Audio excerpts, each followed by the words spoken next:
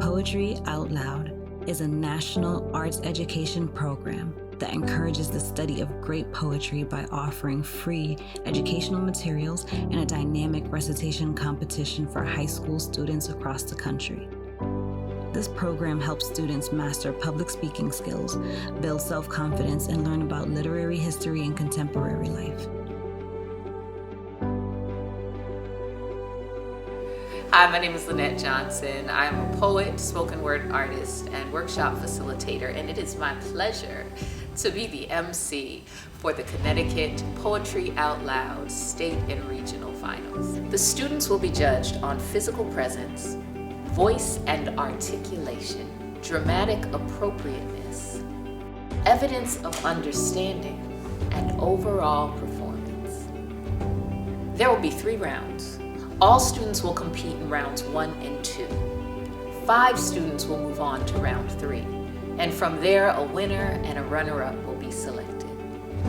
Our state champion will win $200 and an invitation to participate in the virtual national finals.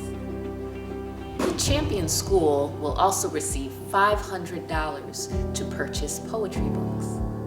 And the first runner-up will receive $100 and another $200 awarded to their school's library. Now it's time to introduce our amazing judges. All of our judges have expertise in poetry and performance. Ashley Catherine is an author, poet, a history educator, an MSW graduate in social work. She lives to inspire and be inspired. This is Ashley's 2nd season with Poetry Out Loud. Crystal Cruz.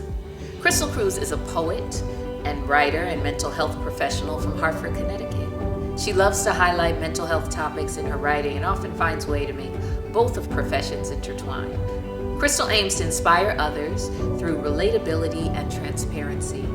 This is Crystal's 2nd season with Poetry Out Loud. Mickey Correa. Mickey Correa is a self-published poet who recently graduated from Trinity College. He is a Hartford-born native who loves his city just as much as he loves poetry. This is Mickey's 1st season with Poetry Out Loud. Tracy Caldwell. If Samson's strength was in his hair, Mind Evolution's strength is in her voice. Since 2000, Tracy Mind Evolution Caldwell has made a name for herself. A lifelong resident of Hartford, Connecticut, Tracy Caldwell is a powerful voice for women, the community, and people of color. This woman tells a story that transcends the space between the stage, the microphone, and your ears. She challenges the status quo and is at her best when she calls into the question the very things we hold true in this society. She unapologetically brings voice to the voiceless and will make you laugh and cry all at the same time. Serving as accuracy judges, we have Tanisha Sandiford. Tanisha Sandiford is a full-spectrum doula, wellness enthusiast, and karaoke aficionado from Manchester, Connecticut. Aside from singing loudly and a tad off-key for extra razzle-dazzle, Tanisha enjoys reading and hiking. Serving as scorer, we have Shamriel Sherman. Shamriel Sherman is a neurodivergent writer and chemo survivor. She received her individualized MA in Transformative Language Arts from Goddard College, where she wrote a memoir entitled Seeing in the Dark, Illness as Illumination. Her subsequent essays and poetry continue to explore the alchemy of illness, disability, uncertainty, and loss, and the fecund blessings of dark places. Shamriel is friend, cousin, sister, aunt, descendant, continually learning new ways of communicating and doing the work. She enjoys sleeping, eating, having her hands and feet in the dirt, learning through podcasts and print, and not making small talk. Her love for poetry arises from its ability to deepen the capacity of language, to transmit truth and create profound internal shifts. She hopes to one day soon be happy enough with her website to share it with others. In the meantime, she can be found at LinkedIn, Shamriel Sherman. We will now recap our finalists' 1st and 2nd round performances before getting into our final round.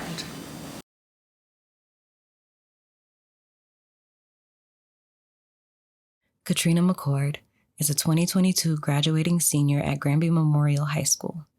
She is very passionate about speaking and writing poetry and plans to attend Chaplin College in the fall to pursue game design. Emily Dickinson at the Poetry Slam by Dan Vera. Took a breath and began. From her mouth, perfect words exploded. Words she handled in her upstairs room with keen precision came rumbling out to make the electric lights flicker. Of every cell phone in the nightclub, and by the fourth line of the sixth verse, the grandmother in the upstairs apartment had been cured of her rheumatism. The papers reported the power outages. The area hospitals taxed their emergency generators, and sirens were heard to wail through the night. Quietly, she made her way to the exit, never left her room again, and never read such syllables aloud. Jada Taveras is a student representative of the Connecticut State Board of Education, a writer with Poetry Ourselves, an orator with the American Legion, and a performer with the Poetry Out Loud recitation competition. Jada is a lover of words and their power to move minds and hearts. Jada is intelligent, passionate, and poised. She is mature, thoughtful, and a true leader not only at Naugatuck High School, but in the community and state as well. Bent to the Earth by Blas Manuel de Luna.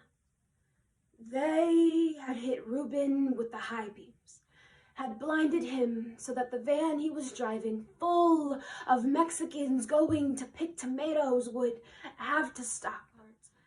They let us go, but Alvaro was going back. So was his brother Fernando, so was their sister Sonia. Their mother did not escape, and so was going back. Their father was somewhere in the field and was free. There were no great truths revealed to me then, who had lost some friends who would never return, who later that morning bent to the earth and went to work. Billy Stammer is 15 years old and a sophomore at Weston High School. He has been writing poetry for over a year, drawing from his experience in music and his passion for drama. His biggest inspirations include Shakespeare, Langston Hughes, and Kanye West. Outside of school, he enjoys composing, writing screenplays, and poetry. Sonnet 18 by William Shakespeare. Shall I compare thee to a summer's day? Thou art more lovely and more temperate. Sometime too hot the eye of heaven shines, and often is his gold complexion dimmed. But thy eternal summer shall not fade, nor lose possession of that fair thou owest, nor shall death brag thou wanderest in his shade. So long as men can breathe and eyes can see, so long lives this, and this gives life to thee.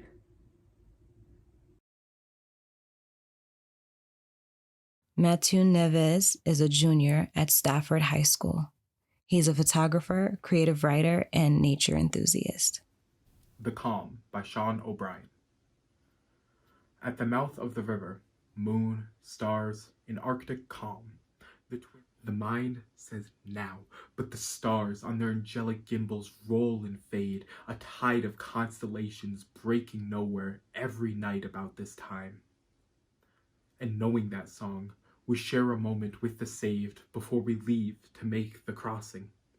No captain, no ferry, but cross we shall, believe you me. Katrina Shevchenko is a junior at East Lyme High School who has always loved English class. She never really had any true interest or hobbies until she discovered her love for writing. And since then, it's become something she does in most of her free time. Ways of Talking by Ha Jin. We used to like talking about grief. Our journals and letters were packed with losses, complaints, and sorrows. Even if there was no grief, we wouldn't stop lamenting as though longing for the charm of a distressed face. Then words lined up in our throats for a good whining. Grief seemed like an endless river, the only immortal flow of life. Smiles began to brighten our faces. We laugh a lot at our own mess. Things become beautiful, even hailstones in the strawberry fields. That concludes our first round. We will now break for a brief intermission, and the next round will begin promptly after the break. We are now going to begin round 2 of the competition.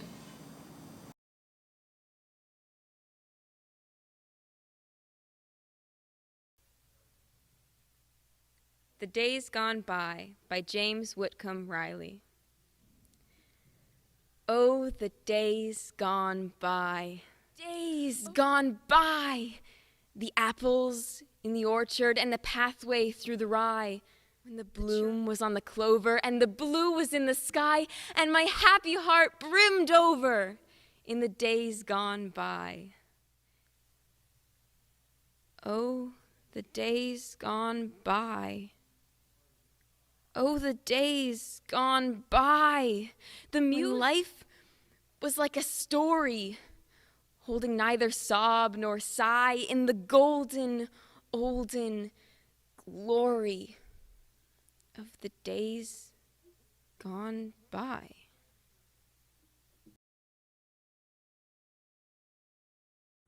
Brother, I've Seen Some by Kabir.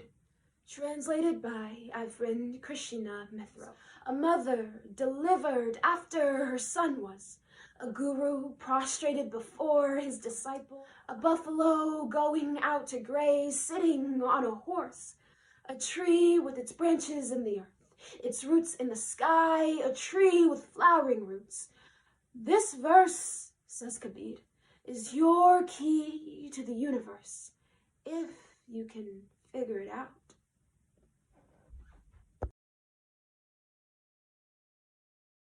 Caged Bird by Maya Angelou. A free bird leaps on the back of the wind, but a bird that stalks down his narrow cage can seldom see through his bars of rage. His wings are clipped, and his tune is heard on the distant hill, for the caged bird sings of freedom. But a caged bird stands on the grave of dreams. His shadow shouts on a nightmare scream. His wings are clipped. Tune is heard on the distant hill, for the caged bird sings of freedom.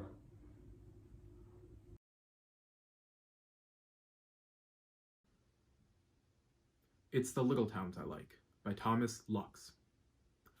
It's the little towns I like, with the little mills making ratchets and stanchions, elastic web, spindles, you name it. The towns are real, so fragile in their loneliness. A flood could come along, and floods have, and cut them in two, in half. The mountain is so thick with water, parts of it just slide down on the heifers, soggy, suicidal in the pastures below. It rains in these towns, and because there is no other way, your father gets in a rowboat so he can go to work.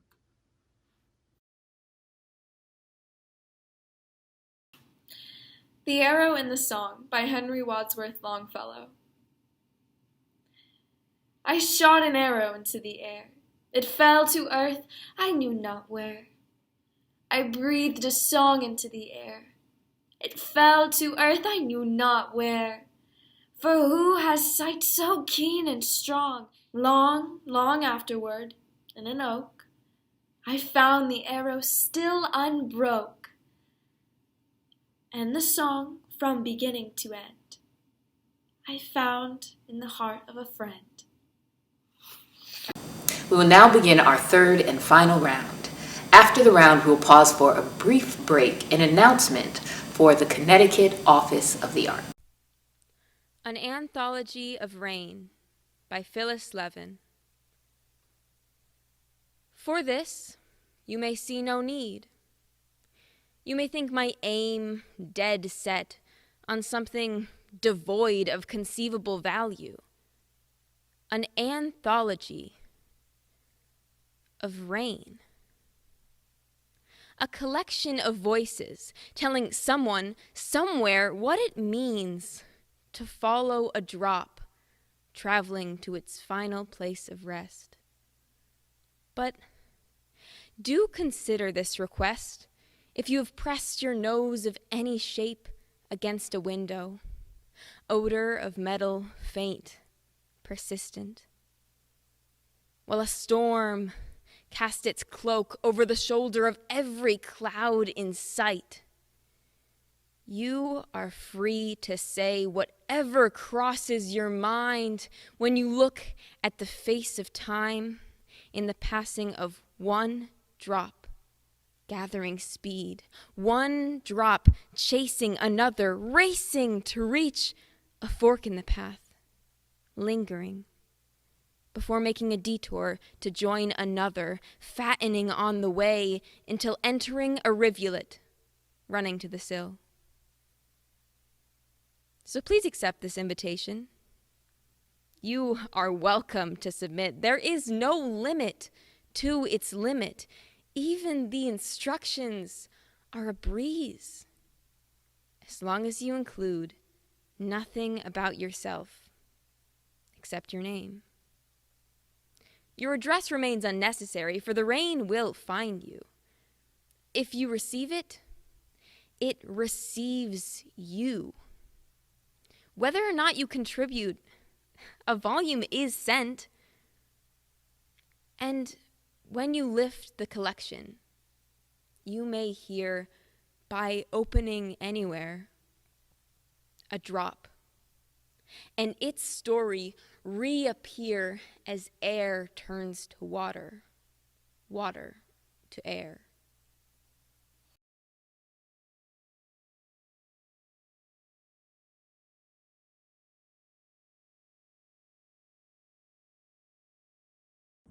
Frederick Douglass by Robert Hayden.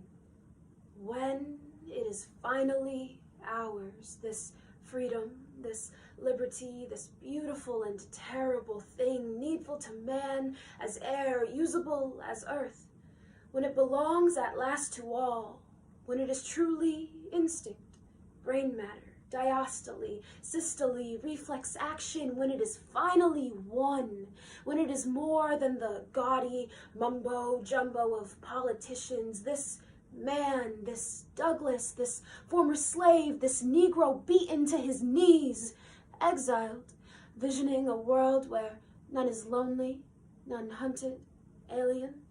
This man, superb in love, in logic, this man shall be remembered, oh, not with statues, rhetoric, not with legends and poems and wreaths of bronze alone, but with the lives grown out of his life, the lives fleshing his dream of the beautiful, needful thing.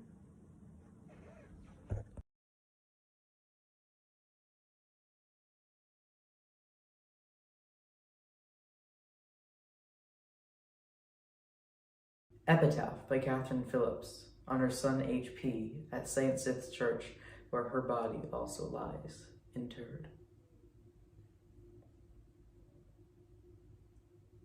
What on earth deserves our trust? Youth and beauty, both are dust. Long we gathering are with pain. What one moment calls again?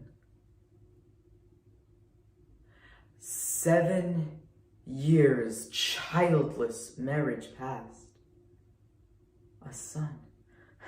A son is born at last, so exactly limbed and fair, full of good spirits, mien and air, as a long life promised. yet in less than 6 weeks, dead.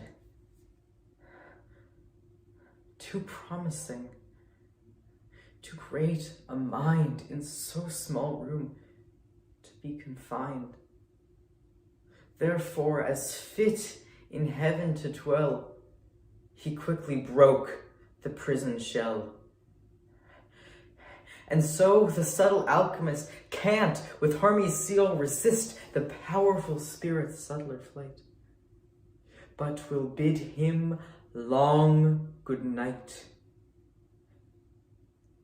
And so the sun, if it arise, half so glorious as his eyes, like this infant, takes a shroud,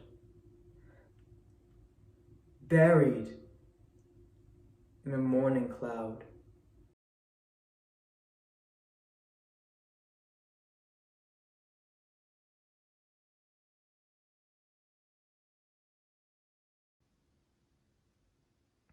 The Tide Rises, the Tide Falls, by Henry Wadsworth Longfellow. The tide rises, the tide falls, the twilight darkens, the curlew calls. Along the sea sands, damp and brown, the traveler hastens toward the town. And the tide rises, the tide falls.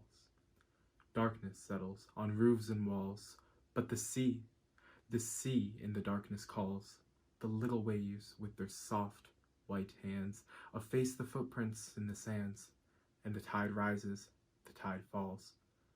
The morning breaks, the steeds in their stalls stamp and neigh as the hostler calls. The day returns, but never more returns the traveler to the shore. And the tide rises, the tide falls.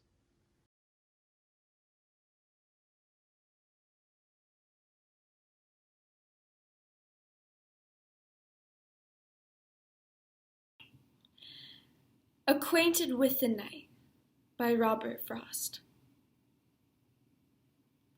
I have been one acquainted with the night. I have walked out in rain and back in rain. I have outwalked the furthest city light. I have looked down the saddest city lane. I have passed by the watchman on his beat and dropped my eyes, unwilling to explain. I have stood still and stopped the sound of feet when far away an interrupted cry came over houses from another street, but not to call me back or say goodbye. And further still, at an unearthly height, one luminary clock against the sky proclaimed the time was neither wrong nor right. I have been one acquainted with the night. That concludes round 3. And now for a special message from the Connecticut Office of the Arts. In our efforts to do more with and for our students, we at the Connecticut Office of the Arts are excited to introduce the Connecticut Youth Poet Laureate Initiative. The Connecticut Youth Poet Laureate Initiative is an acknowledgement of the excellence that we found in the students of Connecticut by way of the Poetry Out Loud program. We know that the participating students are only a small portion of the creative talent in Connecticut, and it is our hope that this ongoing initiative will allow us to find and nurture more creative youth voices. In this inaugural season of the Youth Poet Laureate Initiative, we've used the Poetry Out Loud and Poetry Ourselves programs to create a blueprint for what qualities our candidates should embody, as well as what we'd love to do to assist our candidates in their creative and professional futures. Please stay tuned after our Poetry Out Loud winners are announced to hear more from our inaugural Youth Poet Laureate. Congratulations to Jada on her appointment as Youth Poet Laureate. And now the moment you've all been waiting for. In third place, we have Jada Taveras of Naugatuck High School. In second place, as runner-up for national finals, we have Katrina Shevchenko of East Lyme High School. And in first place, as state champion of the 2022 Poetry Out Loud competition, we have Billy Stammer of Weston High School, representing the state of Connecticut in national finals. Congratulations to all of our participating students, our winner and runner-up, and our inaugural Youth Poet Laureate. Thank you all for joining us in this season's virtual, regional, and state finals.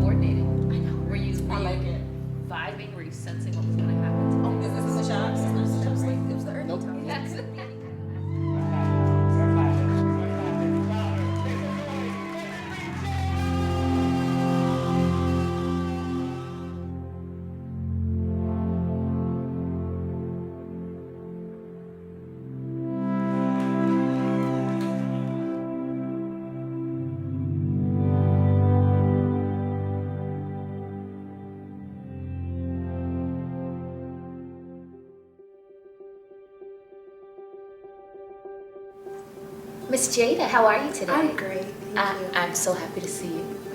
And glad we've color coordinated. We didn't even plan this out. It just worked. Earth tones. I love it. I love it. And aside from looking lovely, you're such a talented young woman. And so we want to talk a little bit about what has the Poetry Ourselves program done for you as far as how you feel about yourself or your confidence. Like what came before, what came after? I think for me, like, confidence came after. Poetry Ourselves really kind of gave me an outlet to figure out who I was as a person, just to, like, I feel like I'm a let me think about this. I think I pick labels a lot, but I don't mean them. Like, oh, I'll say I'm confident, I'm not. Or like I say I'm great, but I don't believe that. So I think Poetry Ourselves let me realize who I was just through writing. It was more authentic. So you got to identify some clear skill and talent, right? Yes. And then the confidence comes from, do you think the confidence comes from other people affirming it, or are you seeing more of it in yourselves? Like where do you think the difference between saying, I wasn't confident, but now I am? Like what do you think caused that shift? I think it's both, like, responses from other people, but also just, my friend actually gave me this amazing quote, and it's by Maya Angelou, and it's, I stand as one, but I come as 10,000. Yeah. So every time I get nervous, I'm like, I stand as one, and I come as 10,000, and everything will be okay. Absolutely. And that 10,000 is referring to who? Ancestors. Absolutely. Absolutely. You're never alone. Never. You're never alone. And that alone can make you feel confident. Yes. Like you're not out here by yourself. How did you get started writing? Where did that come from? Ooh. I don't really know. I know in class a lot as a kid, I would always just, like, write on papers, and I get really angry when my teacher would take it. I'm like, no, I need that. Like, you can't take that from me. And in 8th grade, there was this writing competition at UConn, and I wrote this poem, and I really loved it, but I didn't win anything. And ever since then, I just kept on writing, because I feel like I have so many thoughts, and I have no one to share them with. So a pen and a pencil, like a pen and a paper, is kind of the only thing I have for that. That's beautiful. And do you write traditionally on a pen and a paper? Yes, can't type it. Oh, Cannot do it. I love it. Classic. I love that. So what do you see for yourself in the future as far as poetry and writing go? What does that look like for you? I feel like it's something that can never leave me. Like, I want to grow up and I want to be a lawyer, but I feel like I will always be a poet on the side. Mm-hmm. Like, it's my night job. A side job, the hustle, yeah. I feel like that's what it will always be. Do you think poetry could be a main job? I do believe it can be. And I think for me, it will probably take precedent over other things. Like, yes, I will be a lawyer, and yes, I will be, like, the political figure I want to be, but poetry will always be part of that identity. You can be both, right? Yeah. You can be both. It doesn't have to be one or the other, right? How does it feel being the Youth Poet Laureate? Like, what is that? What does that even mean? I still don't know. Okay. I know for me, it feels weird. Like, I feel like I didn't do anything to get here. So Does it? It feels completely undeserved. Undeserved is an interesting word. It feels undeserved. Undeserved is an interesting word. So when you think of youth poet laureate, outside of you holding that title, what would one need to earn that title, in your opinion? How you imagine? Talent, drive, Yes. ambition, Yeah. and kind of like a voice that leads the room. Yeah. And so would you say you had talent? Well, I guess so. Yes. Drive, Yes. ambition, a Yes. voice that leads the room. I like to think so. There's a little imposter syndrome that can come with Yes. moments of success, right? Yes. And so sometimes it's when we're so honored, we might feel like, I don't deserve this honor. There are other people who deserve it. I don't think it's so much about deserving as you didn't win it like the lottery. Yeah. You earned it through your work and your efforts, and this belongs to you. So, and part of your confidence as you're moving through that is understanding that you are here because you're supposed to be, and other people recognize your gifts and your strengths, and you should be here, and we're glad. Thank you. We're glad you're here. You can be proud of that. So whenever you hear that other voice that suggests that, I don't know if I deserve it, you're reminded that you didn't just win this. You were appointed, right? This is yours. It belongs to you. So I didn't mean to preach to you like a mama. No, it's okay. But Sometimes I need it. I tend to mind brown girls' business. So you could either call that a bad habit, nosy, whatever. You can tell me to hush. No, you can't tell me. What was it like interfacing with students or poets who are poets for a living? It was kind of eye-opening. Like, you sit and you write poems all day, and everybody pays you to do that. And it boggles my mind because I feel like traditionally the stereotype is, oh, you're an artist, you're a poet, like you struggle, you don't make rent, like things of that nature. Like it's always the image of like a struggling artist, and I see people who like their main job as being a poet is both inspiring and kind of mind-blowing. And it's important to see that, right? Absolutely. Because sometimes we have to see things to know it's possible, or to know it's an option, to know it exists. So that's great. We're glad that has been planted in you. And I don't say that to discourage the law too, because we need that. we need lawyers that look and think like you. So that's important in addition to the art, because it's a way to connect with people, right? Tell me about your creative process. Like, what does it look like? Do you sit down to write and something comes up, or you have an idea and then you sit down to write? Ooh, creative process, it's chaotic. So I'll go through my everyday life and I'll think of like little lines and phrases, and I have this black notebook and it's just filled with things that make no sense to anyone else but me. Love it. And then when I want to write something or I'll get an idea, I will pull out the notebook and pick ideas from it. Yeah. A lot of my inspiration also comes from my psychology class, which is weird because I'm like, wow, I feel like I always try to understand human behavior and taking a step, like bird's eye view lens, like why are you doing these things? Yeah. So I think my inspiration comes from everything, and when I write, I usually write the middle and the end before I ever get to the beginning. Who do you write for? I write for me, and I think that's a little selfish sometimes, but yeah, that's who I write for. Selfish is an interesting word, right? Yeah. We've been taught that it's bad to center ourselves, right? Yeah. But what do you think's wrong with that? It has a negative connotation, but it doesn't mean it's bad. Yes, that's how I feel about it. I feel like I think everybody thinks that writers write to be famous or to be something, but I don't do that. Like I write for me to make me feel better, and if it happens to like catch somebody's attention, that makes it all the more better. But I still find value in it, even if it never leaves my notebook. Okay. And the things that do leave your notebook, who do you imagine the audience is that's going to most connect with what you say? Usually, like black and brown people. Sometimes I'm writing and I'm like, ooh, can I say this? And I'm like, I'm gonna say it. And I'm just like, should I? So yeah, I like to give the voice to the voiceless. That's a great question. When you say, should I say this and can I say this, who are you imagining finding what you say uncomfortable or inappropriate? I'm imagining like an angry white supremacist, like, you can't say that. Like, Yeah. That's not what this country stands for. That's not true, things of that nature. Like, I don't want to be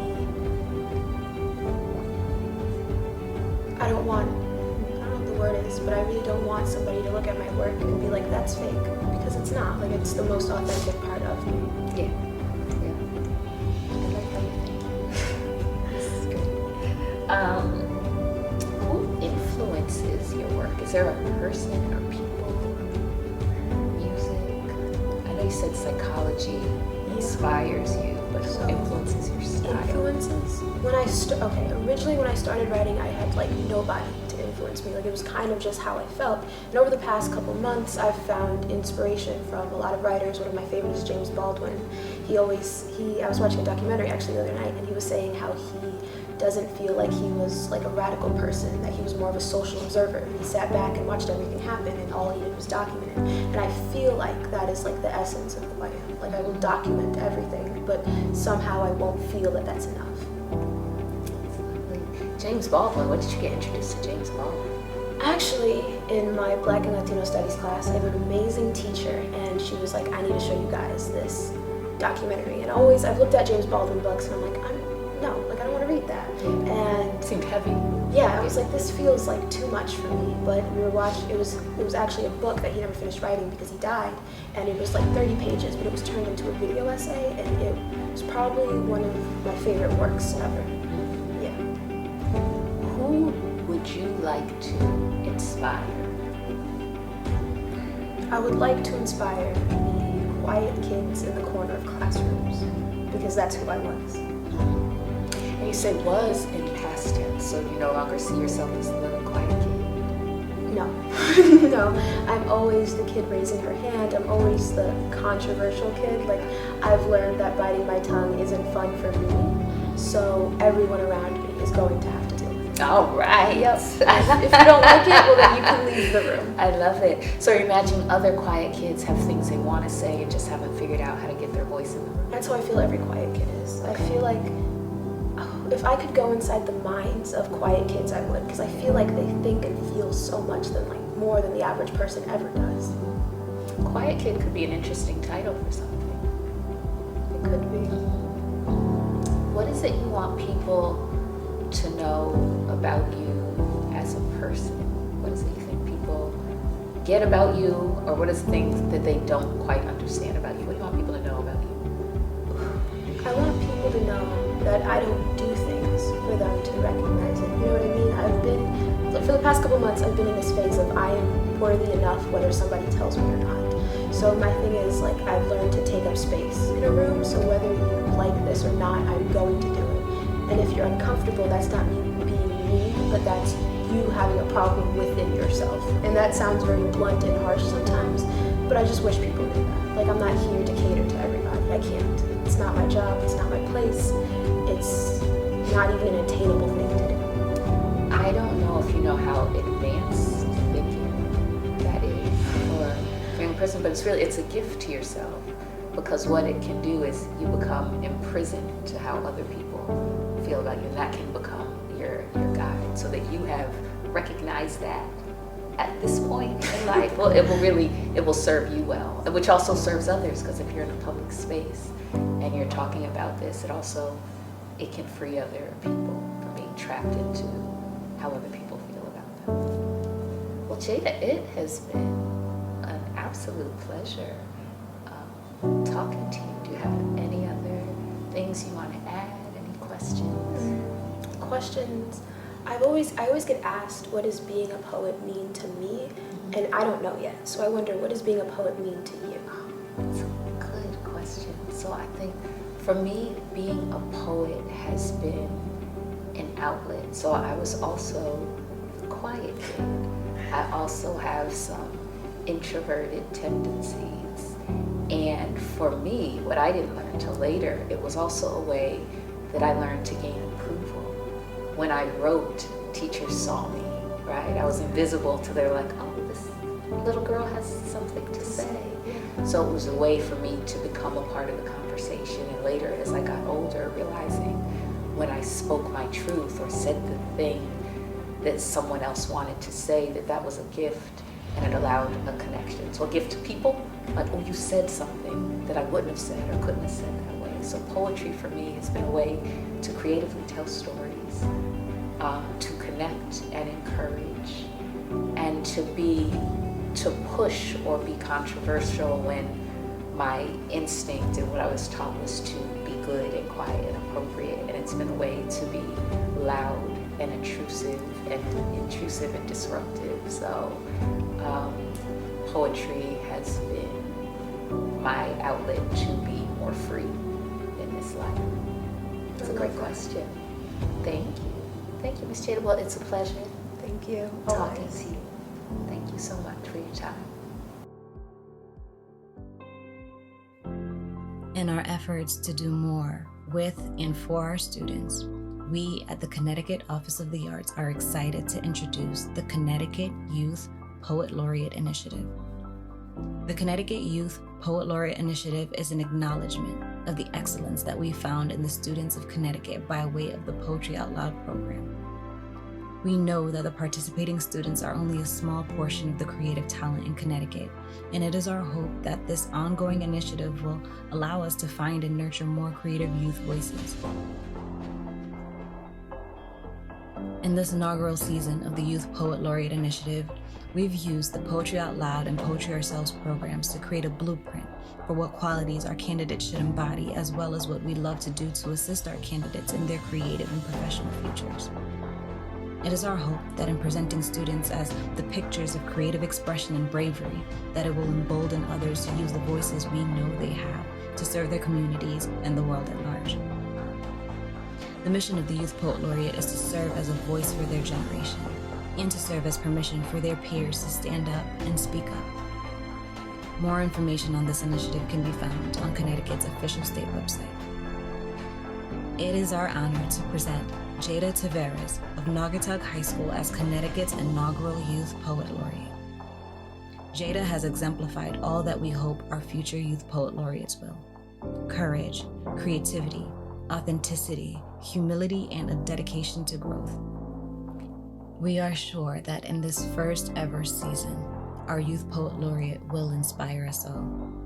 Please join us in congratulating Jada Taveras on a job well done. Congratulations, Jada. Jada, this plaque is a part of your appointment as the inaugural Youth Poet Laureate for the state of Connecticut. We felt like this role, we felt like it's something that we were able to jumpstart because of your participation in Poetry Out Loud and everything that you've exemplified as a student, as a poet, and we're excited that this is something that we can do now and going forward, and we can use you as an example for future students as, you know, like the blueprint for what we look for in a youth leader, a voice for the youth. So I am honored Thank you. to have been a part of your journey. I am honored to present that to you, and I hope you feel as proud of yourself as we are of you. Is a hug appropriate? Yes.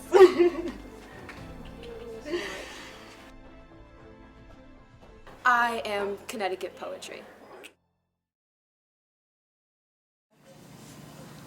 On average, 648,000 hit-and-run accidents occur each year. This one almost made it into the count. Something about a 16-year-old driving a piece of aluminum at speeds of 60 miles per hour seems dangerous. Seems like something out of a social experiment, and you know what? I'm starting to think it is. A game of how close to death you can get to without actually making it there. Other people call this game learning how to drive. So, my story is I took a turn a little too fast. Didn't see the man on the curb that I may or may not was supposed to be on. His eyes should have widened. His arms should have shaked back and forth in fear of the oncoming car, the one I was driving. His soul should have left his body and taken its last breath of air, but he didn't. He just kept it going. Head bopping, foot tapping, headphones blasting, back turned, completely unaware that he almost died. He just kept it going, one foot in front of the other, as if the ground owed him something and the sky above him was making sure the debt was paid. As this man continued with no haste in his steps, I couldn't help but think that as he minds his own business, somewhere in the world, terror is all they know. As he walks, A bomb is dropped in the Middle East, exploding men to bits with limbs detaching from the only body they've ever owned. Blood splatters on street corners, alleyways, and rubble. People drag bodies with unfamiliar faces, but somehow the grief still hits the same, all-consuming and everlasting.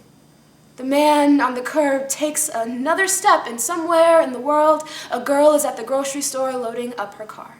And a woman drives right next to her, begging her for gas, and because the girl is kind, she drives to the nearest gas station with the woman's car in tow. She even gasses the car up herself. Out of nowhere, a man jumps out of the car and drags the girl in. That girl learned a little too soon what womanhood meant. Learned that being a woman is defined by how men use you in ways only the devil himself could replicate. Learned that although her mind and body may be hers, it is passed around like a trading card. Its only value lying in speed, combo, and body type. The man on the curb takes another step. His head bops to the beat, and another melanated body drops to the ground. Another kid gone too soon, another cop too trigger happy, another news station saying he shouldn't have run. The man on the curb takes another step, and a child overseas dies of malnutrition. His bones look seconds away from cutting his skin open. He dies next to hundreds of others awaiting the same fate. And I turn the wheel, hit the gas, and drive home with the weight of the world's sorrows on my shoulders.